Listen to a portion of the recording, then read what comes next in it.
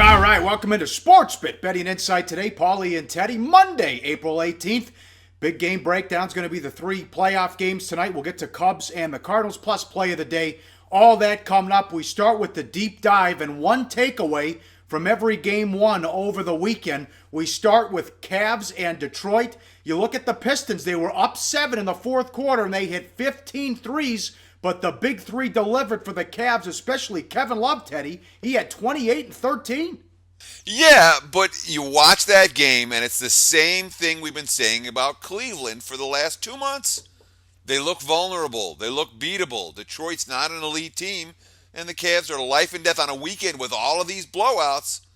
Cleveland didn't have one, and that definitely stood out to me. Yeah, and here's some blowouts that you're talking about. The Heat all over the Hornets. They beat them by 32 and score 123 points. Miami has that capacity. You know, I mean, the Heat's A game's really good. Yes. What they've had a problem throughout the course of the regular season doing is maintaining that A game for extended stretches. The postseason is built for a team like Miami. No more back-to-backs, no more awkward travel spots. The Heat, they're older than your average team. I think that may work in their favor. Certainly in this series, it will against Charlotte. And again, Miami now with a chance to be rested and ready for every game. All of a sudden, they look live in the East, don't they? Yeah, no doubt about it. Deng was terrific. He was 11 of 13 from the field as well. Another 32-point blowout. This is going to be a sweep. The Spurs all over the Grizzlies. Yeah, and honestly, I mean, Memphis is about as bad a playoff team as I've ever seen. Are they the worst playoff team in the modern era? I was trying to think of someone that's worse. You know, some of those 8 seeds in the East that kind of slip in during when the East was way, way down for all those years. But, I mean, we're talking about a team that had the most players on the roster in NBA history. A team that has lost at various times 4/5 of their starting lineup. Memphis isn't going to give San Antonio a challenge, and Game 1 certainly showed that. And the late game. How about Blake Griffin looked good as the Clippers get by the Blazers? Well, that's just it. I mean, when the hype in the West has all been Golden State and San Antonio, Golden State and San Antonio, Golden State and San Antonio. Clips are title contenders, not an afterthought. And defensively, if you look at what they've done, and it's really only been the last couple of weeks, but they've had a defensive transformation in recent weeks that has been a difference maker, certainly in their point spread results. Clips are live to make some noise this postseason. Yeah. To Saturday, here we go. Here's your road team and your upset, catching 7 points. The Pacers knock off the Raptors, and again, they lose a game 1. Toronto has lost 7 playoff games in a row. And you know what? If you watch that game, they were beat before they were beat. You look at the body language for Toronto. You look at their best player, their superstars, Lowry and DeRozan, the all-stars in the backcourt. You know, Lowry doesn't look like himself. DeRozan, it looked to me like there were confidence issues. And it kind of felt, again, like the Toronto was the modern day Cleveland of the late 80s, early 90s. Mm-hmm. You knew that Brad Daugherty wasn't going to hit that shot to beat you. You knew that Mark Price wasn't going to hit that shot to beat you. But Jordan or Pippen would and did. Toronto feels like that to me. I don't know the Raptors are going to come back from that Game 1 loss. No, I'm with you. And I pointed that out Friday on the show. I said, careful now. I mean, if the Pacers get one early, this could get out of control, and Toronto could get beat again as they have all these issues getting out of the first round. Well, Golden State didn't have any problems. They thumped Houston. How about this? Is something to watch. Michael Wilbon's reporting that Howard and Harden can't stand each other, and he had players texting him during the game saying you can see the bickering, you can see the chemistry issues. I think Houston just wants to get the season over with. Yeah, that was a very strange Game 1 because it felt over about 3 minutes into the game. Golden State came out, they missed a whole bunch of shots, and the Rockets had their chances to get on the board early, and just bad possession after bad possession after bad possession, and next thing you know, it's 20-6 or whatever it was, and the route is on. I mean, Houston played like they didn't even want to be there. That whole game was garbage time. It was garbage time in the first quarter. That's not a good sign moving forward for the Rockets, a team that had 3 blowout victories over 3 absolute bottom feeders the final week of the season to get here. I guess the T-Wolves weren't an absolute bottom feeder, but they looked like all of a sudden a team that stepped up in class and had no idea what to do. And again, you don't want to say Game 1 means everything, but The Rockets played like a team that doesn't want to be there. If you don't want to be there in game one, how are you going to feel in game three or game four of what is likely to be a sweep? Boston Atlanta was a terrific game. Again, the Celtics, you can't screw around. You got to play a full game, and they were down 20 before they came back to take the lead in the fourth quarter, and then Atlanta closed out with a run to go away to take game one. And Boston's been doing that a lot. You know, Yep. think back to game 82 of the regular season against Miami. We talked about that as being an epic bad beat if you had the Heat in that game. The Celtics rallied from 26 down. Maybe that's when they play their best ball. It's certainly something to remember for in-game wagering, that when Boston gets way down, they're a team that's live. But for Atlanta, there was a couple of positive signs in that game, even though they did blow that big lead. They got next to nothing from their bench, and they still won. They didn't hit three-pointers, and they still won. So those are two positive signs. And I know, Boston hit a couple of threes in the final seconds, where Crowder hit the one to cover the number, and then Ish Smith hit one right at the buzzer to make it a 1-point final margin of victory. But in my mind, a lot more positive takeaways from Atlanta in that game, even though they had to hang on for the win, and especially now with Avery Bradley hurt for the Celtics. That is an impact injury. Game 2 coming up tonight. We'll hit this on Big Game Breakdown. This will be another short series. The Thunder, Saturday night, all over the Mavs. That was ugly. And again, another game that felt over in the first quarter. Uh-huh. And now Dallas has got some injury situations to work about. But let's talk about the key takeaway for me from this one. And you laughed at me last week when we had to make our finals prediction, and I said Thunder. I said Thunder versus the Hawks-Celtics series winner. And you went with Warriors and Cavs, which what you're supposed to go. That's the chalk. I don't blame you for that. But I'm telling you, you watch that game. I saw a championship contending team in Oklahoma City, and much like with the Clips, when we talk about the Clips, it's all Golden State and San Antonio all year long. Thunder can win this title, and they certainly made a statement in game one that they're capable of doing it. Bad beats, bad bets. How about the bad bets? First time in history that 4 teams won game 1 by 25 points or more. What the hell happened? It was blowout weekend. Yeah, I mean, we talked about it again last week on Sportsbit in the series preview, saying, hey, the Western Conference favorites are really good. And the second tier, I'm like, all 4 the higher seeds in the West are going to win. You're looking for upsets, look in the East, because it ain't going to happen in the West. And obviously, it was nothing but blowout city with the Western Conference elites, certainly for game ones. But, the one area where a zigzag has worked over the last 10 years is teams off a double-digit blowout loss in game 1 catching double digits again in game 2. That has been the one positive subset of that zigzag theory that continues to cash tickets here in the second decade of the 21st century. One bad beat. The Papelbon blew it. Harper had a home run in the 10th, gave up 2 in the 9th. Phillies rally to beat the Nationals. Yeah, a couple of hits with 2 outs, and Papelbon again. You're 1 strike away, you're 1 out away. Your closer's got to get that. And, we've seen Papelbon attract a lot of attention for a closer that really hasn't been one of the elites in MLB. But tough beat if you had the Nats minus 150. I know it goes to extra innings, but extra innings and your closer on the hill and 2 outs, you're supposed to win that game. Didn't happen for Washington. Bad news for their supporters. And I'll go quick here. You're not going to get this information in a lot of other places. So the home teams went 7-1 straight up over the weekend. The only home team to get beat was Toronto. Guess what official was on that game? I believe his name was Scott Foster. You Yes. want to talk about Foster now?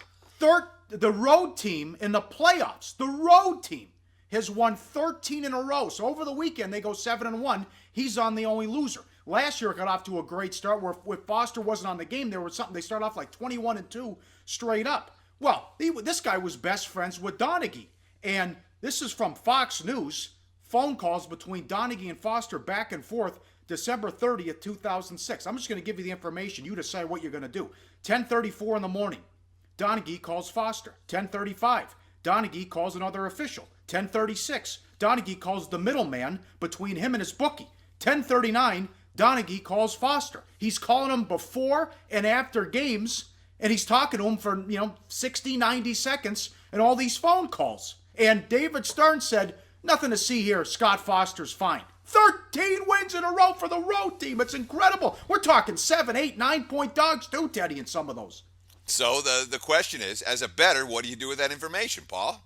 You find out. Well, they don't release it like they used to because of Donaghy. But get on Twitter, follow us on Twitter, and once that information comes out that he's doing the game, you look at the road team, and definitely you look at the points. This is astonishing what's going on here.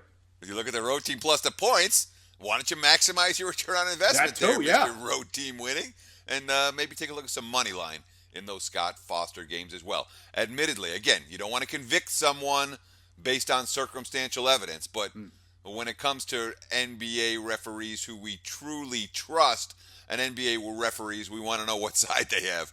The Scott Foster would fall in the latter category. Right. You got to pay attention in the NBA with officials, too. Google Danny Crawford and the Mavs. That's something that'll blow your mind as well. Up next, big game breakdown. We'll get to the NBA playoffs coming up on SportsBit.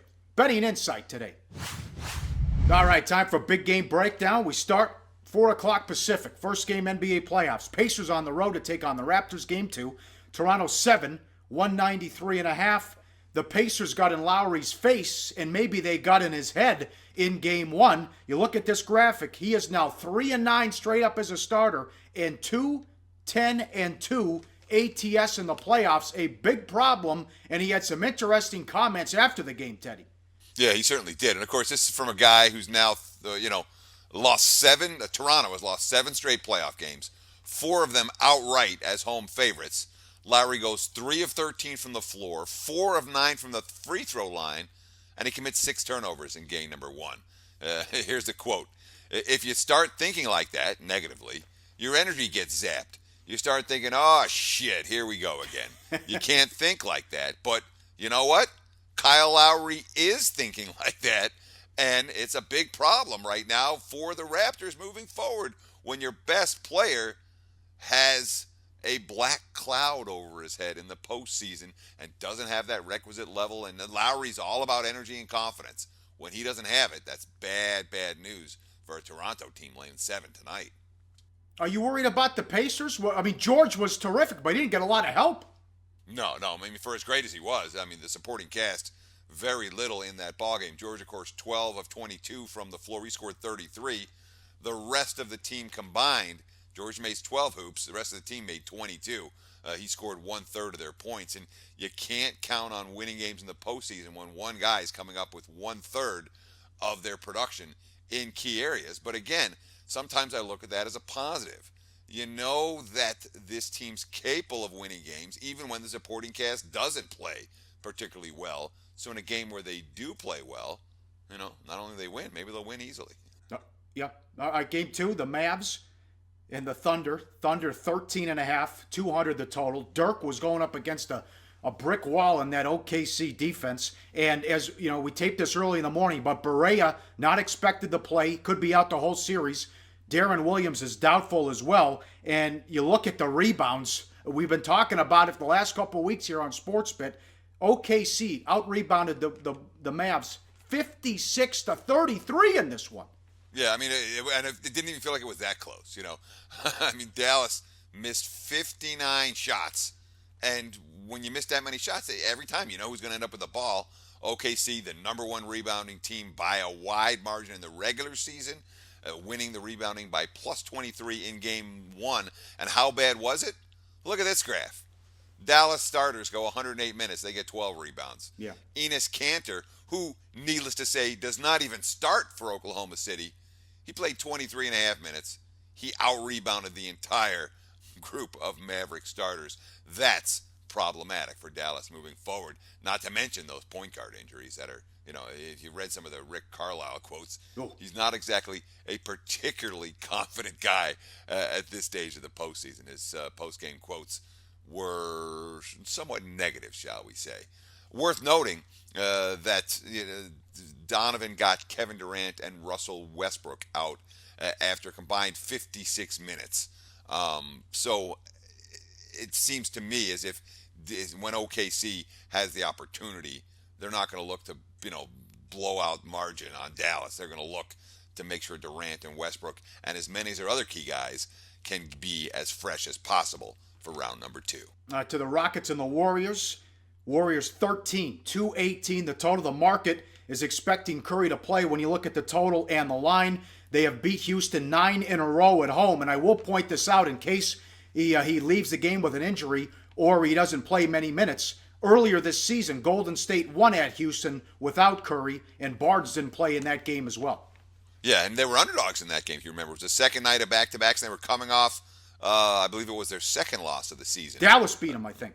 Yeah, the day before, exactly. Yeah. And they looked awful without Curry in that ballgame. In this instance, frankly, I would much rather lay single digits with Golden State without Curry than laying double with him. From a handicapping standpoint, I think the market would react to a Curry absence with betting Houston hand over fist. And I just don't, we talked about it at the top of the show. I do not like the Rockets' mentality right now. And of course, it all starts for Houston with James Harden. And that's why they end up in the parking garage without ever getting in gear in game number one. Harden's last two playoff games, both at Golden State. Let's see, 9 of 30 from the floor, 18 turnovers, 9 fouls. Now, James Harden, very aggressive player. He led the NBA in free throw attempts this season. He's always driving the lane and looking for teammates and getting on the line. 0 free throw attempts in game number one. So, in the last two playoff games against the Warriors, twice as many turnovers as made shots, 0 free throw attempts. Like I said, I'd rather not have Curry and lay singles with Golden State, but you're not going to catch me putting my money on Houston at in any further game in this series. And I don't think, as we mentioned, this series is going to go more than 4 games. Up next, we'll get to the Cubs and the Cardinals, a fresh take out of Teddy, and the play of the day on SportsBit Betting Insight today. Back on SportsBit Betting Insight today, we wrap it up with the Cubs and the Cardinals. Lackey against Leake. Cubs $1.15, total of 8, and this bad blood. These teams don't like each other to begin with, but now you got Hayward and Lackey coming back to St. Louis, Teddy. Oh, yeah. I mean, this right now is a rivalry that's every bit as strong as the Yankees-Red Sox, maybe even stronger. When we think about all the bad blood, as you mentioned, you have the 2 former Cardinals now who signed with Chicago in the offseason, now traveling back to St. Louis. And let's not forget what happened last September. Joe Madden called out the Cardinals for what he believed was them hitting Anthony Rizzo intentionally after then Cubs pitcher Dan Herron had hit Matt Holliday. So, let me just read some of this quote. So, to become this vigilante group that all of a sudden wants to get their own pound of flesh, that's absolutely insane, ridiculous, and wrong. He added, the Cubs don't start stuff, but we will end stuff. Nobody's going to give you anything, man, and I don't expect anything to be given. If you want to ascend, you got to take that. It's not going to be given to you. What I thought last year is that we didn't necessarily understand that, so I wanted our guys to understand that. So, Madden, I'm not going to say that he's lighting a flame under his squad, but for an April MLB game, this game's got a lot of panache to it, doesn't it, Paul? Yeah, this is going to be a lot of fun, especially that the Cubs ended their season in the playoffs as well. Lackey, he's 2-0, but his numbers have been bad numbers to start the season. Look at this graphic. First of all, 23 runs of support in his 2 starts. His ERA is 5.64, a career high, and his ground ball percentage is a career low. So he's got to get this straightened out. Yeah, I mean, we're 2 starts into the season. You don't want to emphasize what's happened very, very early. And, of course, when you get 23 runs of support behind you, it allows you to be more aggressive and allows you to take more chances. And sometimes that means your ground ball rate's going to be lower and your ERA is going to be a little bit higher. You're winning the games. But, of course, the guy that the Cardinals signed to replace Lackey in the rotation, Mike Leake, well, I've got more concerns about Leake than I do about Lackey, to be perfectly honest. And, they've lost to each of his first 2 starts by a combined score of 11-5. And he's got some really bad rates. Look at the graphic. The ERA at a career high. The walks through 9 at a career high. The ground ball rate at a career low. And, of course, Mike Leake is a pitcher who doesn't get a lot of strikeouts. So he can't afford to walk batters. He's got to get ground balls because he's pitching a contact. And when the ground ball rate is low and the walks are up, does not bode well for a pitcher who's, let's be honest, has never lived up to expectations. Yes, play of the day coming up. Last week you mentioned how you don't like betting unders. You're rooting for nothing to happen. How about what happened over the weekend and your thought on betting totals? Well, yeah, I mean, we were talking about some of the enjoyment of betting, what we enjoy. And you and I both being game watchers, Paul, watching unders is just brutal. You're like miss, miss, miss, miss, miss. I had an under last night with the Clips and the Blazers where they're playing hack at Jordan in the last 4 minutes of the game. You're like, no, no, In a no. blowout, too. Yeah, it was really weird. Yeah. But, there's for some reason there's this thought process that under bets are sharper than over bets, and that, oh, well, the squares are betting the overs and the pros are betting the unders, and that's a bet. Long term, overs and unders are going to finish 50-50. There's no inherent bias and no inherent bias to the under, regardless of what type of outdated betting theory you've been hearing. And in addition, betting and winning, it's not about having fun. It's about making money. But it's best when they both come in conjunction with one another. And I'll tell you what, I love rooting for overs so much more than unders. Doesn't matter. Baseball, football, basketball, it's more fun. I had a game last week. I had an over in the Giants-Rockies, and it's after 3 innings, there's 9 strikeouts and no walks and no runs, and they're in the 5th inning, and it's 1-0. And then next thing you know, boom, a 9-run inning for Colorado, and your dead bet is now live. Yep. Under bets die. Okay, all they can do is die. Over bets, they can look completely dead. You get one big inning or one big quarter or one quick run, and next thing you know, you're live again. So, again, this show is about having fun. It's about learning and appropriately understanding some of the betting things we're talking about. But overs, unders, I'm telling you, so much more fun to bet overs. Nothing like an MLB slugfest to get you smiling at the end of the night. Yes, no doubt about that. So Friday's play of the day, Clippers to win the series against the Blazers. That's off to a good start. That'd be 3 in a row. Also, our NHL series we gave out, we took plus $1.30 with the Red Wings, where we got a shot there, 2-1 in that one. So money time, play of the day. Where are we going? The total in Major League Baseball, Teddy. Of course the total. What were we just talking about? Let's have some fun and bet some overs. Gee, Mike Leake is vulnerable. Gee, John Lackey's vulnerable. Gee, we've got some pretty good lineups in Chicago and St. Louis. And oh, by the way, after a cold weekend in Wrigley, Cubs hitters should be thrilled with a first pitch temperature in the mid-70s. Not to mention the hittable stuff of Mike Lee. 8? I think we see more than that. Yeah. Both teams get to 4. It's an automatic winner. Who knows? Both teams can get to 6 in this one. Let's take the Cubs and the Cardinals over the total. That's 8. Game number 957, 958 for Monday night. Excellent job as always. Reminder, the playoff preview's up. Check that out. We went through all the series on Friday's show, and we'll be back tomorrow on SportsBit. Betting Insight today.